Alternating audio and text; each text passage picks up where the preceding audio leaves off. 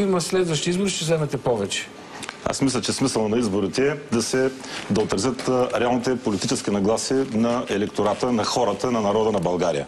Когато това основно искане е нарушено, когато фактически изборен резултат е изопачен, то трябва да се направят нови избори. Изопачен, абсолютно изопачен. На какво основание? След тези гости, които бяха в началото преди мене, мисля, че е излишно да говорим дали е изопачен или не. Цялата тази подготовка не е била единствения опит за манипулация на изборите. Приведени са в ход и редица други. Купуването на гласове го имаше навсякъде. Навсякъде се наблюдаваше това нещо, включително и от партии, които много неочаквано, например, се оказа, че националистическата партия, в кавички, купуваше цигани. Така ли? Да. Съжалявам, че не ви донесех. Имаме кадър на цигане, облечен с черна фанелка, на която от едната страна е образа на Волен Сидоров, а тук пише "Не искам да живея в циганска държава". Така. Как разбрахте, че е циганин? Човека може да си е мургав. Това се личи от всякъде. Освен това е село Завой, Ямбулско. Направихме репортаж за това. Може да е бил в Бургас на море. Просто той си говори човека, така че... Добре, въпросът е, вие съвсем сериозно ли ще направите някакви стъпки за касиране на вота? И на каква база? В момента какво ще кажете? Да, събираме от протоколите такива случаи на явно задраскване, на анулиране, особено там, където е имало по-голям брой бюлетини за Национална фронт за спасение на България. За съжаление, преди да започне някакво изложение, трябва да обясня, че ние нямахме застъпници в близо 80 до 90% от секциите, тъй като нямаме този финансов ресурс. Това е било фатално. За което благодаря на хората, които така доброволно, със собствени пари, за транспорт. Цялата кампания беше на доброволни начала, така че за което им благодаря. Това, действително, както казвате, се оказа фатално, защото там, където нямаше присъствие на наши застъпници, големите партии, пък и не само големите, тези, които са в секционните комисии, много лесно са се подавали на изкушението да анулират. Имаме такъв случай, например, в едно село, Софийска област, където 20 бюлетини на Националния фронт за спасение на България са анулирани, просто защото зачеркването на кръстчето било едната била по-накриво. Вътре, в квадратчето. Добре, значи вие сте създали консенсус сред другите политически сили да ви анулират, защото в избирателната комисия има представители на всички сили политически, нали така? Това е нормално, естествено явление в животинския свят.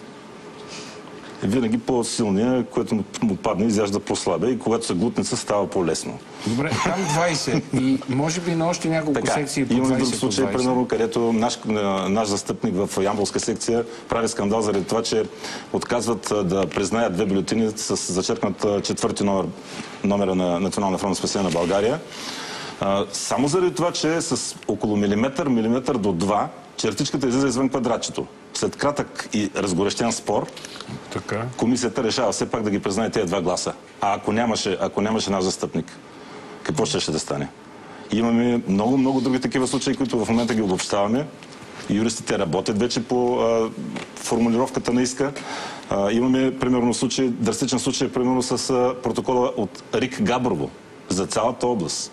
Какво има там? Ще ви кажа, всеки може да го види още сега, като влезе в сайта на Централната избирателна комисия. Там пише с цифри 2470 гласа за Националния фронт, а с думи пише 2070 гласа. Аз не знам кое ще бъде прието. Откъде тази разлика се получава? Не мога да ви кажа. Така е записано. Пише се с цифри и с думи. С думи е написано. Кое е вярното? Вие не се ли обаче да попитате?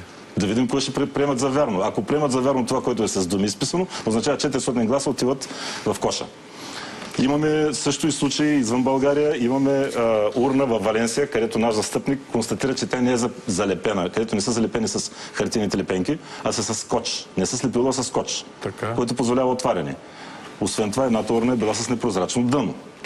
Освен това, при излизането на човека излиза само за 30 минути, той е лично убеден, че е отваряна урната, тъй като има драстична промяна в купа бюлетини за периода, докато той е отсъствал. Но всички тези нарушения трябва да бъдат казани на висок глас, трябва да бъде искано заедно с, пак повтарям, тези двете теми на предаването преди мене, за тези 350 хиляди отпечатани бюлетини, което е прецедент. Ще ползвате ли задължително. Аз, между другото, недоумявам, защо никой друг не иска касиране.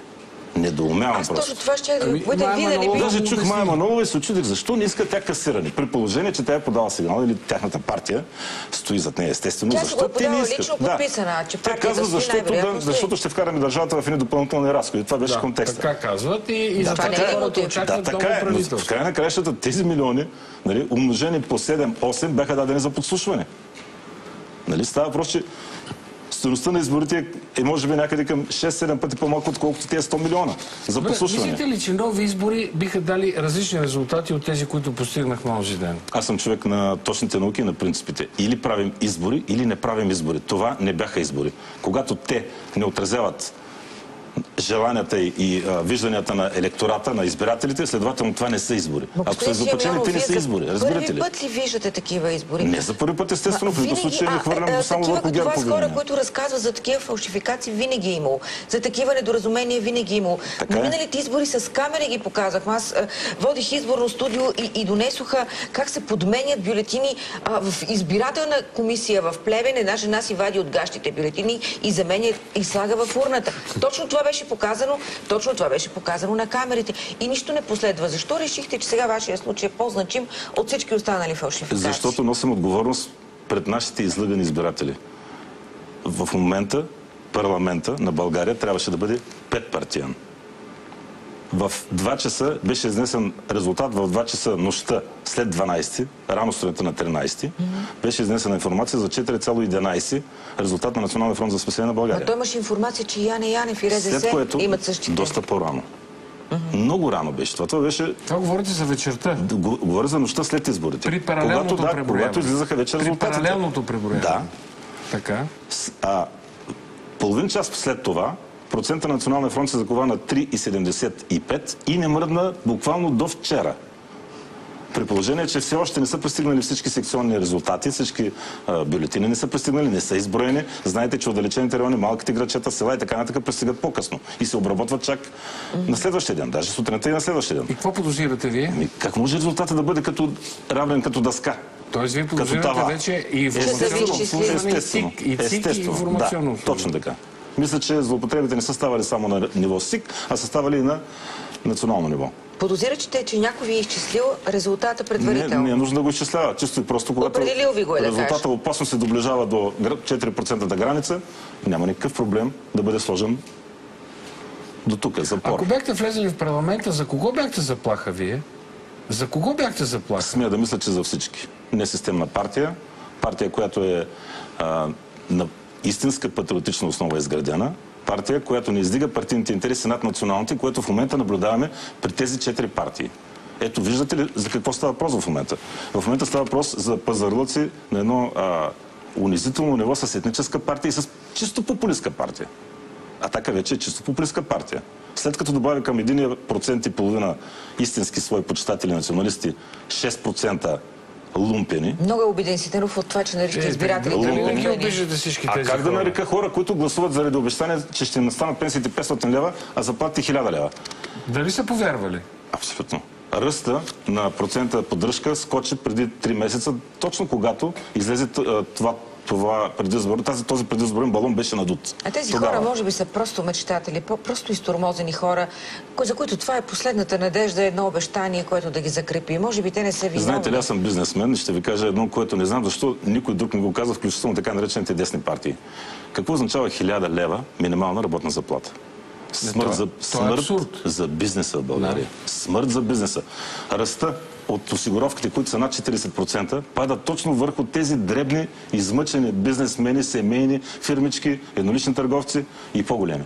Аз, например, не мога да си позволя да направя минималната заплата в моята фирма, защото трябва да затворя кепенците. Разбирате ли? Как можеш да обещаваш нещо такова? Това е убийство. Това е популизм. Убивайки малкия и средния бизнес, това са убиваш 75% от работодателите, защото такъв е процента на работещите в фирми на среден и дребен бизнес в България. Тоест това е невъзможно да се случи. Абсолютно невъзможно. Невъзможно е, и все пак трябва да има някакво благоприличие и морал, дявол да го вземе в тая политика. Трябва да има. Аз все пак свалям шапка за едно на големите партии, че не стигнаха до там. Ограничиха се до 250 000 работни места, нещо обещано в края на периода. Само да ви попитам нещо. Даже БСП, наследника на БКП, не говореше за национализация. Масова национализация на всичко. Между другото, И това и вас ви чака. Кое ни чака? Национализация? На нашето предаване ли? Не, на цялата телевизия. Вие сте успешна телевизия, печелища, национализация, народовластие. Има си национална Преди да телевизия. говорим за тези неща, аз искам само не мога да не ви попитам нещо друго. С това, че говорите за изборни манипулации, с това, че искате касиране на вота, в крайна сметка не управлявате. Извинете, но извинете, че сте ви прекъсвам. Пропуснах да кажа, че първо ще искаме повторно преброяване, особено в тези райони, където имаме драстично ниски, ненормално ниски резултати, което ще използваме също като аргумент, за да поискаме от институциите, като разчитаме за сега най-много на главния прокурор, да ви кажа честно. Но собствена грешка не откривате. В крайна сметка... Собствена грешка? Да, в партията ви, във вас. Как да ви кажа, 6000 гласа. Давам ви случай, когато 20 бюлетина са анулирани. Значи, ако в половината секции, които са 12 000 секции в България, в половината секции само един бюлетин за Национален фронт да е анулиран, ето ти ги 6000 гласа. Това не ни достигна на нас. Между другото, има, извинете, още нещо има. Значи, съгласно официалното преброяване, Централната избирателна комисия сега е дала 3,71. Паралелното преброяване на СОРА 3,80. Некой да даде обяснение за тази разлика. Добре, обаче тук ни донесахте едно писмо, дето е пред Сатанка, тя ще каже какво пише в него. Първо да обясните, вие да отговорите... Искам още веднъж да ви благодаря, че ме поканихте. Какви са перспективите? И това е новината, която нося и държа да бъде във вашето предаване. Обаче има едно... Значи вие призовавате ГЕРБ и БСП да направят, как да кажа... Двупартийно правителство. Имат достатъчно мнозинство. Хем искате касиране на изборите, хем искате двупартийно, но това е друга тема. Кажете как няма нищо лошо. Между другото, ако бяхме в парламента, пак това щяхме да поискаме, разбирате ли? Това не е ли шега? Пак ще искате да касиране? Никаква шега. Това не е ли шега към сегашния парламент? Не може да продължават политиците да спекулират с спасението на България, с тази свята задача, която и ние сме заложили даже в наименованието на нашата партия. Те не могат така да спекулират. Нали са получили доверието на хората? За какво са гласували хората, примерно за БСП? За това, че много харесват Станишев ли? Или са гласували, примерно, за ГЕРБ, защото те има хора, които си харесват Бойко, ясно. Но има хора и Станишев си харесват. Да, има си, обаче мисля, че целите на всяка партия би трябвало да са по-висши. Те трябва да са национално отговорни тези цели. Какво пречи, например, да се състави едно правителство, което да бъде подкрепено? Ще ви кажа, партийният егоизъм, реваншизма им пречи, е това. И винаги това е пречило на България. Какво е предимството на такова правителство ГЕРБ, БСП пред ГЕРБ, ДПС, Атака? Не. Без тези двете. Кажете, Те ще бъдат в опозиция. Какво е предимството на вашето предложение пред сегашния вариант, който се гласи? За излъчване на правителство от двете най-големи партии е съвсем логично, като логичен резултат от тези избори, нали? Независимо дали ще бъдат касирани или не, никой от нас тримата не се заблуждава, че пак няма да бъде също подреждане. Пак ще е ГЕРБ, БСП, може да е БСП, ГЕРБ, след тази. Нали? Но тези двете винаги ще бъдат най-големите и те събрания ще дават достатъчно сериозна подкрепа в парламента. Предимството е, че тогава те ще поемат, те ще съгласуват целите на това правителство, те ще изгладят своите противоречия или ще ги загърбят най-малкото, ще махнат фигурите, които ги конфронтират, като примерно Цветанов, примерно. Но няма какво да се заблуждаваме. Има голям дефицит на кадри в България. Мисля, че във всяка партия има кадърни хора. Те трябва да бъдат издигнати, те трябва да бъдат стимулирани, подкрепени. В едно такова правителство. И когато двете партии стоят за това правителство, то ще бъде стабилно. Искате ли да ви кажа... И когато е национално отговорно правителство и наистина е за спасението на България. Искате ли да ви кажа защо това никога не може да се случи? Защото българската конституция не разрешава да има двама министър-председатели. Ето заради това. Разбирам шегата ви, но не само аз, много хора мислят, че положението е трудно. Кой да бъде премиер при тази ситуация? Кой да бъде премиер? Борисов или Орешарски? Който си решат. Те си решили Борисов и Орешарски. Който са си решили. Нека да се срещнат, нека да си говорят.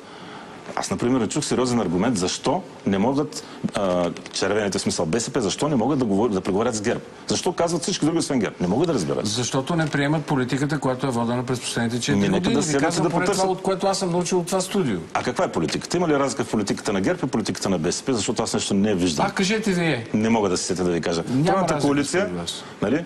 Изцяло подчинява интересите на България на европейските, както и на силните държави, нали, в момента.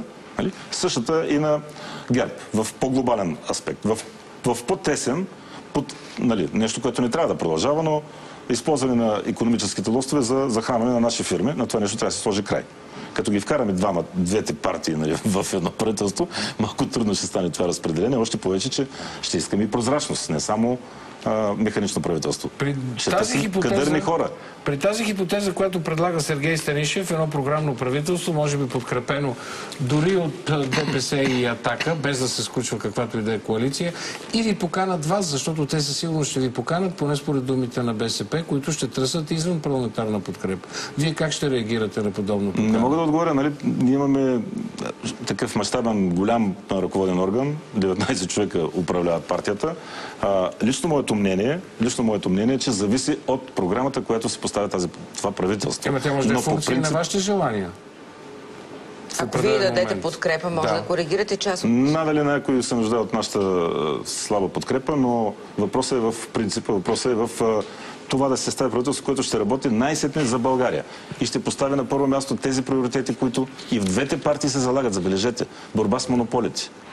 Програмите им са изключително близки. Не знам дали сте ги обърнали внимание. Борба с монополите всички слагат, нали? Коя програма, кое поведение е по-близко до вашия натюрел, до вашата представа за политика? Това на БСП или това на ГЕРБ? Не съм си поставил тази задача. Според мен в програмите на всички партии има полезни неща. За съжаление, по традицията няма да бъдат изпълнени, ако се състави еднопартийно правителство. Винаги програмите са добри, винаги обещават много хубави неща за България. Ние не сме такива максималисти. Ние смятаме, че спешно трябва да се предприемат няколко мерки. Какво? Естествено това, от което хората озверяха. Цената на тока. И предния път ви казах, тя драстично трябва да се намали. Не е нужно да правиш някакви допълнителни облегчения, свързани с промени в закона за частния, за дребния бизнес. Намали цената на тока. Тут веднага ще подейства положително това нещо. И не само на дребния, и на големия. Абсолютно възможно. Говорим за така, след това митниците. Айде свършете с това, което предлагате. Камери на митниците. България се намира на чудесно място на кръстопът, от което може да вади огромни пари, но те в момента отиват по партийни каси. Добре. Ще продължим разговора веднага след много кратките реклами. Много анонимен стана животът ни, а така живеем напоследък. Стил за политическа борба се превърна. И затова около избори избояват такива анонимки. Така и не се разбра, даже ви, доколкото чувам, искахте да разберете откъде подаде сигнала за печатницата. Тя не пожела да каже. Нормално е. Нормално е. А вие знаете ли откъде подаде сигнала? Не мога да кажа, не знам. Нямате идея. А гледате ли пресконференцията на прокуратурата? Не можах, пътувах за тук. Въпросът е, прокуратурата според вас превърне се в играч на тези избори? Да, до известна степен да. Превърна се. До известна степен, може би, повлия за намаляване на резултата на ГЕРБ. Макар че аз не виждам нищо фатално в това. Между другото, всички тези държавни институции при предни правителства са използвани. Сега аз не защитавам ГЕРБ. Най-малко официално защитавам ГЕРБ, които са били основната цел на нашите непрекъснати атаки по СКАТ, но определено прокуратурата, вършейки работата си, косвено е повлияла, вероятно, върху резултата. А вие подкрепяте ли това ново поведение, тази нова посока в поведението на прокуратурата и на главния прокурор през последните месеци? Опита, така да се каже, за освобождаване от партийната примка трябва да бъде насърчаван. Трябва да бъде. Това е нещо положително в българския политически живот. Поведението на главния прокурор и съответно, аз винаги съм казал, тези, които са подали сигнали, са извършили една достойна постъпка. Няма какво да не баламосват, че те били брак, че били напечатани. Просто говорих с печатари от техния ранг, които казаха, 10% брак, те трябва да фалират. Макулатура, такъв процент. Професионалните печатари, ако сте говорили с тях, имат ли версия за това как е направено? Това е поръчано. Това е огромно количество. Никой няма да харчи хартия и какво ли не. И мастило. И такива нелепи отговори, обяснения, те се заплитат. Първо казаха, че били 300. Нали спомняте? И версиите се изменяха, което също е показателно, че става въпрос за действителна шашма, за действителна измама, опит за измама на изборите. Имате ли версия за технологията, как от Костинброд, от печатницата могат да стигнат примерно до Бургас и да заменят вашите бюлетини? Мислили сте по това въпрос? Как това би се случило? Вероятно по пътя на хранителната верига, по пътя на парите, както стигат. Само с пари? Не, става въпрос така, както се разпределят милионите за изборите, как се разпределяха, както стигаха до циганските махали, както стигаха и до играчите, стотници, десятници и така нататък, така стигат и тези бюлетини. Как иначе да стигнат? Значи, те могат да бъдат разпределени в малки камиони, в микробуси, в крайна краща не са кой знае колко. Това са били за 31 района.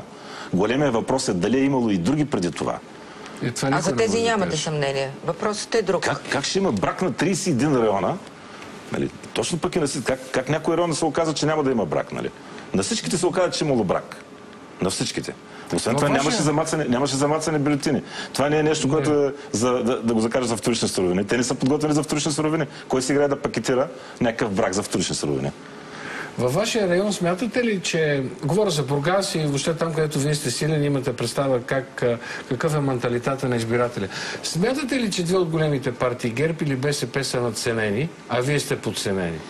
Надценени, ама имам предвид с повече, отколкото е необходимо. Значи, секционните протоколи, които разглеждахме до момента, не се разминават от официално обявените. Имаме случаи на много задрасквания. Ние тези случаи ще ги опишем.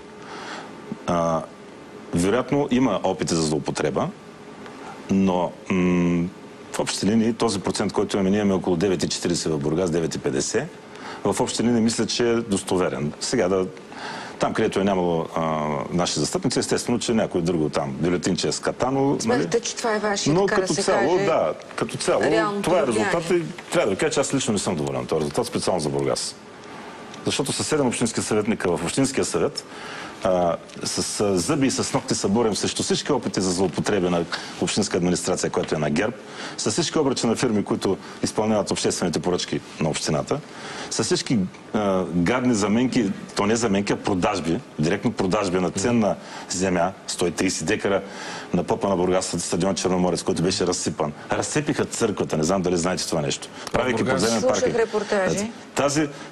Този храм, символ на Бургас, нали, светината на Бургас, храм Свети Кирил и Методий, е разсепен, необитаем. Той не може да бъде възстановен. До него филхармонията, до него училището. И въпреки всичко, тези, които непрекъснато като 7-те самураи се биха и се драха, всичките ние бяха оценени на 10%. Мен ми е обидно. Обидно ви обаче, аз съм разговарял, имам много приятели в Бургас.